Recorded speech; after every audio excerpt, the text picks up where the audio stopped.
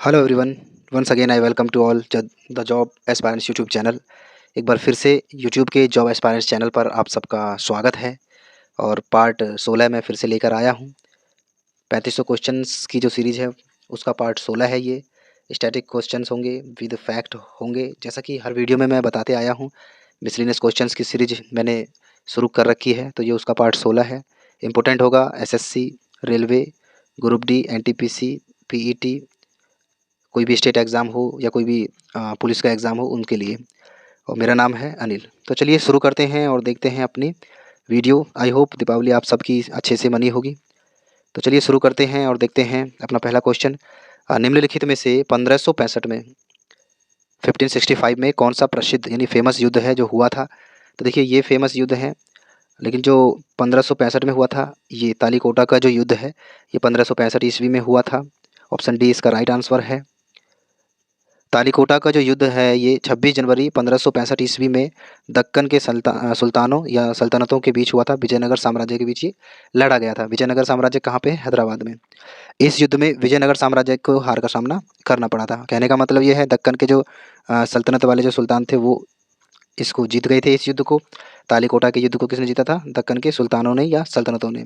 किससे हुआ था ये? फिर से याद रखना, विजयनगर साम्राज्य के बीच ये लड़ा गया था। और बात करें पानीपत के युद्ध की, तो जो पानीपत का प्रथम युद्ध है वो 1526 ईस्वी में हुआ था। काबुल के तैमूरी शासक जहीरुद्दीन मोहम्मद बाबर और दिल्ली के जो शासक थे सुल्तान इब्राहिम लोदी, इनके बीच ये युद्ध लड़ा गया था, जिसमें इब्राहिम लोदी जो है हार गए थे। इब्राहिम लोदी के हारने के बाद ही मुगल वंश की स्थापना हुई थी, क्योंकि बाबर वहाँ पे इसको जीत चुके थे। और पानीपत का जो दूसरा युद्ध है, ऑप्शन बी हम देखें, पानीपत का जो दूसरा युद्ध है वो 1556 ईस्वी को हुआ था। ठीक है। और उत्तर भारत के हिंदू सम्राट हेमचंद्र यानी हेमचंद्र का निकनेम क्या था? हेमू था। हेमचंद्र विक्रमादित्य, लोकप्रिय नाम उनका हेमू था, उनके बीच ये युद्ध हुआ था। अकबर की सेना ने पानीपत के मैदान में यह युद्ध लड़ा था और इस युद्ध को भी इन्होंने जीत लिया था। ठीक है, इसमें हेमू की पराजय हुई थी। और बात करें खानवा के युद्ध की, तो खानवा का जो युद्ध है 16 मार्च 1527 ईस्वी को आगरा से लगभग 35 किलोमीटर दूर खानवा गांव में बाबर और मेवाड़ के राजाओं जो है राजा थे सांगा, राणा सांगा जो थे, उनके बीच ये युद्ध लड़ा गया था। पानीपत के युद्ध के बाद बाबर द्वारा लड़ा गया ये दूसरा सबसे बड़ा युद्ध था। यानी पानीपत में जो उन्होंने पहला युद्ध लड़ा था 1526 को, उसके नेक्स्ट ईयर 1527 को जो युद्ध लड़ा गया था, पहला ये बड़ा युद्ध था, दूसरा ये युद्ध था। ये दोनों उनके फेमस बड़े युद्ध थे और दोनों ही इन्होंने ये जीते थे। ठीक है, आई होप क्लियर हुआ होगा। बढ़ते हैं आगे, देखते हैं अपना अगला क्वेश्चन। सॉरी, अपना अगला क्वेश्चन की तरफ हम बढ़ते हैं। सॉरी, हाँ, नेक्स्ट क्वेश्चन है गन मेटल। जो गन मेटल होता है वो किस मिश्र धातु से निर्मित होता है? एक्चुअल में मैं पेन चेंज कर रहा था जिसकी वजह से थोड़ी दिक्कतें हुई है। गन मेटल है वो किस मिश्र धातु का होता है? तो जो ऑप्शन ए है कॉपर, टिन और जिंक। गन मेटल क्या बोलते हैं?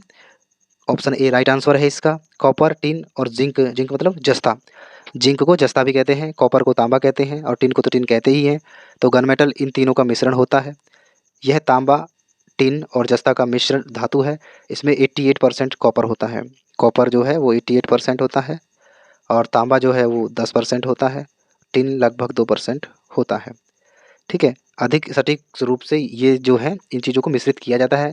इसका जो उपयोग है बॉयलर फीडिंग और झाड़ियों बेयरिंग बनाने में या ग्रंथियों की ढलाई में किया जाता है। गन मेटल का उपयोग किया जाता है। बढ़ते हैं नेक्स्ट क्वेश्चन की तरफ। नेक्स्ट क्वेश्चन है बारदोली सत्याग्रह 1928 का नेतृत्व किसने किया था? तो जो बारदोली सत्याग्रह है 1928, इसका नेतृत्व सरदार वल्लभ भाई पटेल जी ने, यानी ऑप्शन बी इन्होंने किया था। इसका राइट आंसर है बारदोली सत्याग्रह भारतीय स्वाधीनता संग्राम के दौरान जून 1928 को गुजरात में हुआ था। यह एक प्रमुख जो है किसान आंदोलन था। इसका नेतृत्व सरदार वल्लभ भाई पटेल जी ने किया है। उस समय प्रांतीय सरकार ने किसानों के लगान में 22% जो है बढ़ा दिया था। जो किसान की लगान था उसका जो प्रांतीय सरकार थी उस समय वहाँ की, उन्होंने 22% तक बढ़ोतरी कर दी थी, जिस वजह से ये आंदोलन वहाँ पे हुआ। सरदार भाई पटेल ने इस लगान की वृद्धि जो हुई थी इस पर जमकर विरोध किया था। नेक्स्ट क्वेश्चन है अपने पास, मात्रक जो है ये कार्य का क्या मात्रक है? कार्य का मात्रक क्या होता है? कार्य का मात्रक जूल होता है। ऑप्शन सी इसका राइट आंसर है। जब किसी वस्तु पर कोई बल लगाने से वह वस्तु बल की दिशा में प्रतिस्थापित या विस्थापित हो जाती है, भौतिकी में उसे कार्य माना जाता है। यानी कि जैसे ये व्यक्ति है, देख रहे हो, ये व्यक्ति इस वस्तु पर बल लगा रहा है, धक्का दे रहा है, ठीक है। ये वस्तु विस्थापित होने के बाद यहाँ पे आ जाती है। तो साइंस की भाषा में आप इसे कार्य कहेंगे, फिजिक्स की भाषा में यह कार्य हुआ, क्योंकि इस वस्तु ने अपना स्थान परिवर्तन किया है, वस्तु ने विस्थापन करके एक स्थान से दूसरे स्थान तक वो गई है।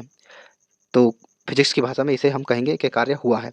और अगर कोई व्यक्ति किसी दीवार पे बल लगाता है, लेकिन उसका जो विस्थापन था वो तो जीरो है, तो फिजिक्स की भाषा में वह कार्य नहीं हुआ, क्योंकि किसी दीवार पे अगर तुम जान लगाते हो, बल लगाते हो या फोर्स से उस पर फोर्स लगाकर उससे धक्का देने की कोशिश करते हो, तो दीवार थोड़ी ना हट जाएगी।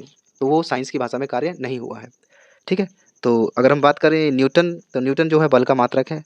ऑप्शन डी है, ये न्यूटन ये बल का मात्रक है जिससे एन से बड़ा कैपिटल एन होता है, ये इसका इसे निरूपित करते हैं, ये इसका सिंबल है।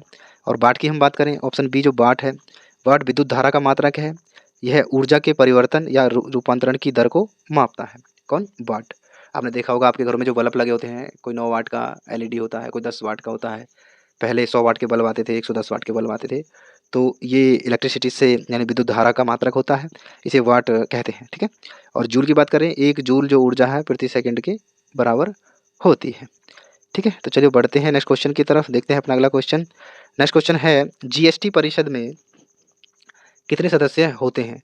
जीएसटी परिषद में 33 सदस्य हैं। जीएसटी परिषद में 33 सदस्य होते हैं। जीएसटी भारत सरकार द्वारा वर्ष 2007 में पेश किया गया वस्तु एवं सेवा कर है, ठीक है। जीएसटी फुल फॉर्म है हिंदी में वस्तु एवं सेवा कर, इंग्लिश में goods goods and service tax, ठीक है। Service tax, goods and service tax बोलते हैं जीएसटी को। भारत के जो वित्त मंत्री, संघ के राजस्व या वित्त राज्य मंत्री तथा राज्यों के वित्त या कराधान के प्रभारी मंत्री या प्रत्येक राज्य सरकार द्वारा नामित नामित कोई अन्य मंत्री इसमें शामिल हो सकते हैं। इस परिषद में 33 सदस्य होते हैं, और वर्तमान में जो इसके सदस्य कौन है? वित्त मंत्री ही सदस्य इसके होते हैं। और वर्तमान में जो जीएसटी परिषद के जो है अध्यक्ष कौन है? निर्मला सीतारमण है, ठीक है। जीएसटी गलती मत कर देना, जीएसटी में आप नरेंद्र मोदी जी को मत लगा देना। जो प्रेजेंट में वित्त मंत्री होता है वो ही जीएसटी परिषद का अध्यक्ष होता है, ये आपको याद रखना है। ये एक एग्जाम में पूछा गया क्वेश्चन था, मैं नेक्स्ट वीडियो जो आएगी उसमें लिख दूंगा किस एग्जाम में ये पूछा गया है, क्योंकि प्रीवियस ईयर एग्जाम से ही मैं क्वेश्चंस पुट अप कर रहा हूँ, जो इंपॉर्टेंट्स मेरे नज़र में हैं, जो बन रहे हैं, जो आजकल एग्जाम में ट्रेंडिंग में है, उन्हें ही हम कवर करने की कोशिश कर रहे हैं। बढ़ते हैं आगे और देखते हैं नेक्स्ट क्वेश्चन अपना। नेक्स्ट क्वेश्चन है, राजकोषीय घाटे का अर्थ क्या होता है? तो राजकोषीय घाटे का अर्थ क्या होता है? ऑप्शन सी इसका राइट आंसर है। देखिए, सरकार के कुल राजस्व यानी सरकार का जो कुल पैसा है और कुल व्यय यानी कुल खर्च जो है, उसके जो बीच की राशि है उसे राजकोषीय घाटा कहते हैं, या फिर राजकोषीय लाभ भी तुम इसी को ही कहेंगे। अब जैसे ये सिर्फ एक आप एक कॉमन व्यक्ति पर अगर आप लागू करेंगे तो उस पर भी हो जाएगा। मान लो किसी व्यक्ति की आय 5,000 है, ठीक है, और उसका खर्चा 4,000 है, सॉरी 6,000 है मान लो, तो उससे घाटा कितना हुआ? 1,000 का। तो ये 1,000 जो है उसका घाटा है। सेम एज इट इज़ ही ऐसा ही राजकोषीय घाटा होता है। लेकिन सरकार के अपने कमाने के तरीके होते हैं, मतलब आय कहाँ से होती है वो सारी चीज़ें अलग बात है। और मैंने एक आदमी के ऊपर बताया है, तो हमारी सोर्सेज जो एक कॉमन व्यक्ति है उसकी सोर्सेज एक जॉब हो सकती है, या किसानी खेती हो सकती है, या अन्य उसका कोई बिजनेस हो सकता है। लेकिन राजकोषीय जो राजस्व है, सॉरी, जो राजस्व है सरकार का, उसमें कई जगह से पैसे जो है धन आता है, जैसे जीएसटी काउंसिल है वहाँ से, और रोड रोड सर्विस टैक्स वगैरह हैं, टूल टैक्स वगैरह हैं, इनसे। तो वो सारी चीज़ें राज्य सरकार के कुल राजस्व में आती हैं, ठीक है। तो बढ़ते हैं और देखते हैं इसकी डिटेल्स की तरफ। डिटेल है अपने पास राजकोषीय घाटा। देखिए, सरकार का कुल व्यय यानी कुल खर्च कौन कौन सा? पूंजी, राजस्व खर्चा, सरकार की कुल आय, राजस्व प्राप्ति और ऋणों की वसूली। ये जो प्राप्ति होती है, देखो, ऋणों की वसूली, अन्य प्राप्तियां। यदि सरकार का कुल व्यय वित्तीय वर्ष में उसकी कुल राजस्व और गैर राजस्व प्राप्तियों से अधिक हो तो वह वित्तीय वर्ष के लिए राजकोषीय घाटा होगा। अभी मैंने आपको पीछे समझाने की कोशिश की थी, बिल्कुल वही बात एग्जाम्पल भी बोल रहा है कि जो भी सरकार की इनकम होगी और जो खर्च होगा उसके बीच का जो अंतर होता है वो ही राजकोषीय घाटा कहलाता है, ठीक है। बढ़ते हैं आगे और देखते हैं अपना नेक्स्ट क्वेश्चन। भारत में कम्युनिस्ट पार्टी का गठन किस वर्ष हुआ था? भारत में कम्युनिस्ट पार्टी का गठन कब हुआ था? आपको कम्युनिस्ट पार्टी से एक चीज़ याद आनी चाहिए, भारत में सबसे पहले कौन सी पार्टी थी? कांग्रेस पार्टी। ऐसे ही कम्युनिस्ट पार्टी है, फिर बीजेपी पार्टी भी है। ऐसे ही जो भी भारत में रजिस्टर्ड पार्टियां हैं उनके नाम भी मैं आपको दिखाऊंगा, वो सारी चीज़ें यहाँ मेंशन है। तो कम्युनिस्ट पार्टी का जो गठन हुआ था 1925 में हुआ था। ऑप्शन ए इसका राइट आंसर है। 1925 में कानपुर में भारतीय कम्युनिस्ट सम्मेलन आयोजन किया गया था। कहाँ पे? यूपी यानी कानपुर में। और भारतीय कम्युनिस्ट पार्टी सीपीआई भारतीय कम्युनिस्ट पार्टी सीपीआई का गठन 1925 को भारत में किसने किया था? एम एन रॉय के द्वारा किया गया था। ठीक है, ये क्वेश्चन आ सकता है, कम्युनिस्ट पार्टी का गठन किसके द्वारा किया गया था? एम एन रॉय के द्वारा किया था। अब भारत में 8 राष्ट्रीय दल और भी हैं, जो एक राष्ट्रीय पार्टी है। भारत में कम्युनिस्ट पार्टी यानी मार्क्सवादी पार्टी भी है, राष्ट्र पार्टी है, जो एक वैचारिक दरार के बाद भाकपा से अलग हो गई थी। भाकपा कौन सी? ये भारत कम्युनिस्ट पार्टी को भाकपा कहते थे। ठीक है, इससे ये अलग हो गई और अब इसका नाम क्या है? भारतीय कम्युनिस्ट पार्टी मार्क्सवादी। ठीक है, भारत की मान्यता प्राप्त जो राष्ट्रीय दल है ये है, एक तो बहुजन समाज पार्टी है, भारतीय जनता पार्टी है जिसे आप बीजेपी के नाम से जानते हैं, और बहुजन समाज पार्टी यानी बीएसपी है। भारतीय कम्युनिस्ट पार्टी हो गई, भारतीय कम्युनिस्ट पार्टी मार्क्सवादी हो गई, जो इन दोनों से टूट के अलग बनी है। और भारतीय राष्ट्रीय कांग्रेस है, जो सबसे पहले बनी थी, और राष्ट्रवादी कांग्रेस पार्टी है, और टीएमसी है यानी तृणमूल कांग्रेस है। ठीक है, ये भारत में 8 पार्टियां हैं जो रजिस्टर्ड हैं और भारत सरकार की मान्यता प्राप्त हैं। यही पार्टियां हैं भारत में, आप आम आदमी पार्टी वगैरह को इंक्लूड नहीं कर सकते। ये राष्ट्रीय पार्टियां यही हैं भारत सरकार की। ठीक है, फिर से एक बार देख लो, बहुजन पार्टी है, बहुजन समाज पार्टी, भारतीय जनता पार्टी, भारतीय कम्युनिस्ट पार्टी और भारतीय कम्युनिस्ट पार्टी मार्क्सवादी। कौन सी मार्क्सवादी? ये भारतीय कम्युनिस्ट पार्टी से ही अलग हो गई थी। और भारतीय राष्ट्रीय कांग्रेस है, राष्ट्रीय कांग्रेस पार्टी है, और टीएमसी। ठीक है, मैं बढ़ता हूँ नेक्स्ट क्वेश्चन की तरफ। नेक्स्ट क्वेश्चन है, निम्नलिखित में से किसका जन्मदिन निम्नलिखित में से किसका जन्मदिन डॉक्टर्स डे के रूप में मनाया जाता है? डॉक्टर्स डे तो 1 जुलाई को हम डॉक्टर्स डे मनाते हैं, हमें हर महीने हर साल हम 1 जुलाई को डॉक्टर्स डे मनाते हैं। डॉक्टर विधान चंद राय जो हैं, इनकी जन्म दिवस पर यह है डॉक्टर्स डे मनाया जाता है। ऑप्शन ए इसका राइट आंसर है। महान चिकित्सक और पश्चिम बंगाल के पूर्व मुख्यमंत्री भी रह चुके हैं ये, विधान चंद्र राय की याद में यह मनाया जाता है। साल 1961 में डॉक्टर विधान चंद्र राय को देश का सर्वोच्च नागरिक सम्मान भारत रत्न भी दिया गया था। डॉक्टर विधान चंद्र राय के सम्मान में ही 1991 से भारत में नेशनल डॉक्टर्स डे यानी राष्ट्रीय चिकित्सक दिवस हर साल 1 जुलाई को मनाया जाता है। किसकी याद में? डॉक्टर विधान चंद्र राय जी की याद में। इन्हें 1961 में भारत रत्न मिला था।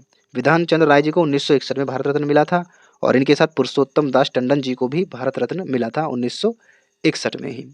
और भारत रत्न की बात करें तो एक साथ 3 व्यक्ति को दिया जा सकता है भारत रत्न। 1961 में 2 व्यक्तियों को मिला है, विधान चंद्र राय और पुरुषोत्तम दास टंडन जी को। ठीक है, तो बढ़ते हैं आगे और देखते हैं नेक्स्ट क्वेश्चन। अपना नेक्स्ट क्वेश्चन है, भारतीय राष्ट्रीय कांग्रेस के द्वारा निम्नलिखित में से किस दिन प्रति वर्ष पूर्ण स्वराज के रूप में मनाने का प्रस्ताव रखा गया था? तो ऑप्शन जो डी है इसका राइट आंसर है। 26 जनवरी को भारतीय राष्ट्रीय कांग्रेस के द्वारा प्रतिवर्ष पूर्ण स्वराज के रूप में मनाने का प्रस्ताव रखा गया था।